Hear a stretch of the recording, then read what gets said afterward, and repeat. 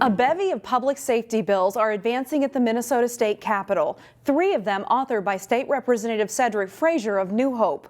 One of the bills would dedicate a total of $280 million to fund violent crime reduction programs. Another bill would establish a new public safety innovation board that would focus on crime trends and improving police-community relations. It would also fund police body camera programs. Frazier says it's needed to improve transparency, but critics wonder how effective the new board will really be. It's about transparency when you look at the body camera policies that we want to put in place to allow families to have access. And we know and we've seen how this can kind of bring the temperature down around things when they happen in our community when we have that type of transparency. We're putting people on this council that most of which are appointed by the governor and really aren't involved in law enforcement. I can't imagine if this is a medical board or if this was an aviation board, the council wouldn't look like this if we wanted to improve aviation safety. Frazier offered to work to clear up those concerns. Another bill provides language that would prohibit police officers from belonging to any so-called hate or extremist groups. Frazier says the bill is necessary to improve trust in law enforcement. Students at Champlin Park High School went into a brief lockdown on Tuesday for what police say was a large fight. The school district and police say the incident was brought under control quickly. School officials say the lockdown lasted about 10 minutes. Police say no weapons were involved and social media reports of a shooting were not true. Police say several students were treated at the scene for what are described as minor injuries as a result of the fight. Authorities have identified the person shot and killed inside a Plymouth home late Saturday night. The Hennepin County Medical Examiner says 20-year-old Abraham Barbley of Brooklyn Center died of multiple gunshot wounds. Police circled the area for several hours in attempts to locate the person or persons responsible.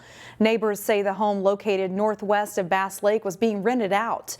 The motive for the shooting remains unclear. A search of court records shows the victim did not have a criminal history. As of Tuesday afternoon, police had not announced any arrests. The discussion and debate over recreational marijuana continues at the state capitol. This week, Senator Warren Limmer talked about the issue with the Maple Grove City Council.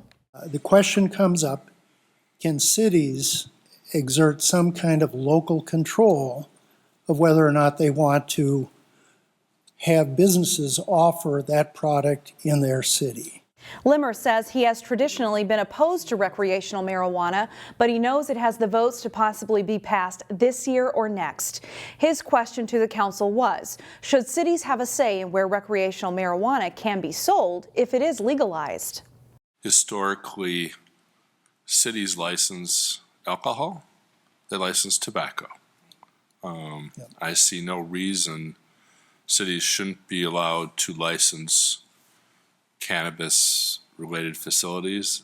Stephenson went on to say that cities should maintain some control to determine if businesses are going into locations that are appropriate. With spring break approaching, many Minnesotans have Mexico on the mind. But you don't have to cross the border to enjoy authentic food from the area. In this week's edition of Takeout Tuesday, Delane Cleveland takes us inside one of Brooklyn Park's newest Mexican restaurants. Our recipes came from across the border and are here in Brooklyn Park. Tuesdays have become the unofficial day for tacos. I'm addicted. I'm a regular. And within walking distance of Park Center High School, Do you want a flour or corn tortilla? there's a new spot for people to get their Taco Tuesday fix. So the name of the restaurant is Tacos El Cali. That's tacos. We're a huge taco shop. Suhey Lopez is the part owner of this restaurant, which is named after her son. This is Cali. This is the famous baby on the logo. A fitting name because this restaurant is a true family affair. Suhey owns it along with her aunt and mother, who immigrated to the U.S. from Morelos, Mexico when they were teenagers and brought their recipes with them. We're not trying to sell the same thing that everyone else is selling. We want to sell what we're used to eating, what you would be eating in our town, you know, what you would be eating if you came over to my grandma's house. In other words, it's nothing like you'll find at Taco Bell. Yes, the menu has familiar items like tacos or the ever-popular quesadilla, But you can also get tamales and plenty of other mouth-watering dishes that keep customers coming back for more. It's really good. It's really tasty. It's really authentic.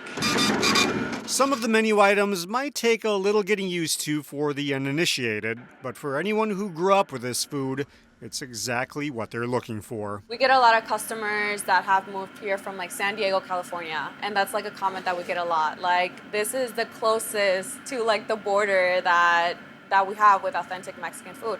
And that's exactly what we want to do, so it feels great just hearing that. In Brooklyn Park, We want to transport our customer to Mexico with every bite of taco that they take. Delane Cleveland, CCX News.